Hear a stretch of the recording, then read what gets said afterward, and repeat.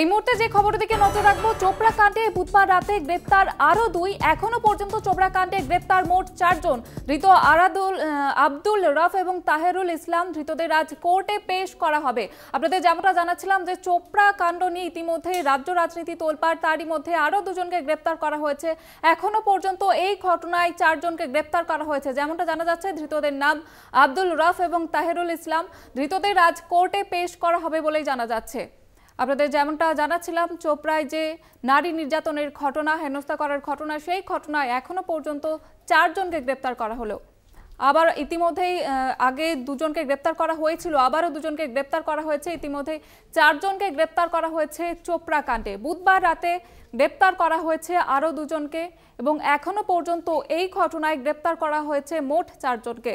ধৃতদের নাম আব্দুল রফ এবং তাহিরুল ইসলাম। তাদের আজ কোর্টে পেশ করা হবে বলে জানা যাচ্ছে। বুধবার রাতে তাদের গ্রেপ্তার করা হয়, ভিডিওতে তাদের মুখ দেখে চিহ্নিত করা হয় বলে জানা যাচ্ছে এবং তারপরে তাদের গ্রেপ্তার করা হয় বুধবার রাতে।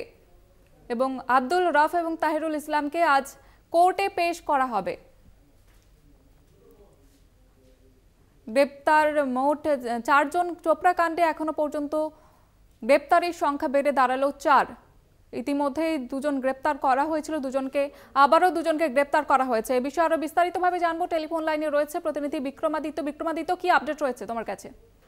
গত পরশুদিন যখন জেসিবি কে ধরা হয়, তারপরে গতকাল কিন্তু আমিরুলকে ধরা হয়েছিল। আজকে তাহিরুল ইসলাম আর আব্দুল রফকে ধরেছে পুলিশ এবং তাদেরকে আজকে কোর্টে তোলা হয়েছে। এবং যে ধারাগুলি ওই জেসিবি এবং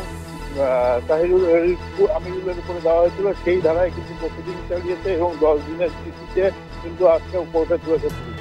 এখনো পর্যন্ত 4 জনকে পুলিশ ধরতে পেরেছে এবং আরো তদন্ত চলছে। তদন্তের স্বার্থে আরো পুলিশ এখনো কোনো কথা বলছেন না। তারা বলছেন যে আগে সবাইকে, যারা যারা দোষী আছে তাদের সবাইকেই কিন্তু অ্যারেস্ট করা হবে, কাউকেই ছাড়া হবে। বেশ, ধন্যবাদ জানাবো বিক্রমাদিত্য। আমাদের সঙ্গে ছিলেন প্রতিনিধি বিক্রমাদিত্য বিশ্বাস। যেমনটা আপনাদের জানাচ্ছিলাম, চোপড়া কাণ্ডে গ্রেপ্তার আরো 2 জন। গ্রেপ্তার মোট 4 জন। ধৃতদের আজ কোর্টে পেশ করা হবে।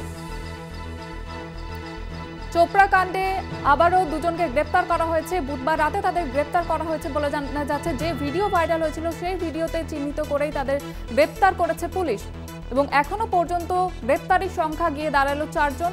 ধৃতদের আজ কোর্টে পেশ করা হবে।